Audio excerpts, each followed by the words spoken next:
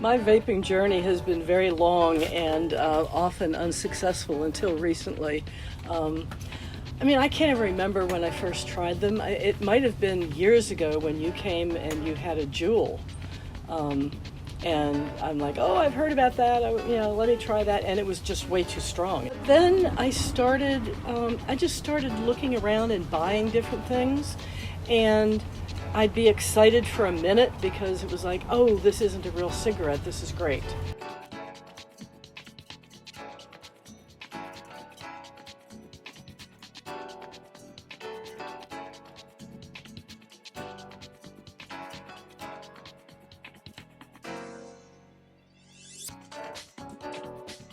Years ago, you and I were talking on the phone, and I, said something about, I can't seem to get used to these, or I can't make the switch, and you just kept saying, harm reduction, Pat.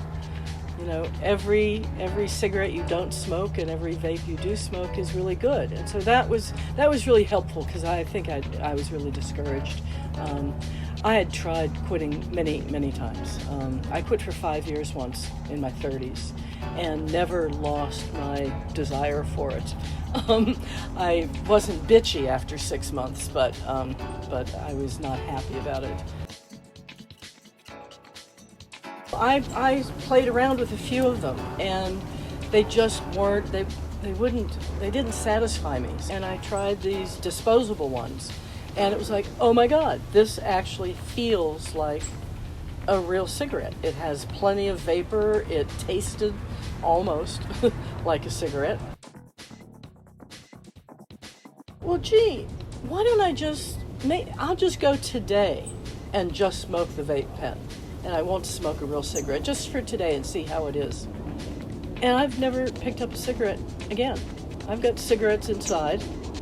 I'm astonished because it was like I did not intend to quit. I intended to sort of supplement. I probably had in mind it would be nice to quit again at some point, but I was not pushing myself to do that. I don't think I've even had a vape before 4 or 5 o'clock in the afternoon since February. I just am not, I'm not that automatic smoker anymore. And I can get into being a little bit automatic in the evening. If I've had a couple of drinks.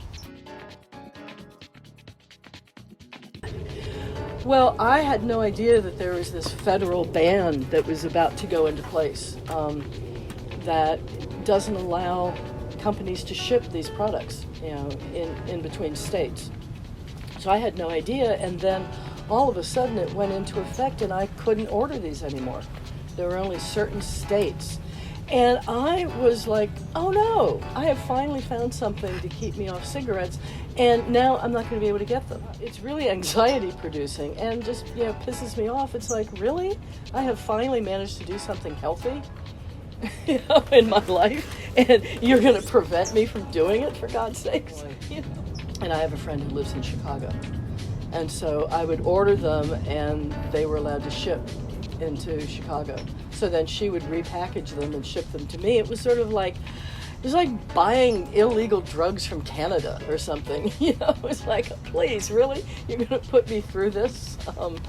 So that has been my journey. People who are on the side of harm reduction, they're anti-prohibitionists. Even they're like, oh, cigarettes? No, cigarettes, they kill people. And it's like, well, cigarettes do, but vape doesn't. And then everybody goes, oh, but there's no research on it. I'm like, I've actually read research. There is a lot of research. What I want to say to people is have the same principles that you have with other things, which is should any drug be illegal? Should we be forcing people who use the drug to do illegal things in order to get it? That's basically it. Tobacco harm reduction. Yep.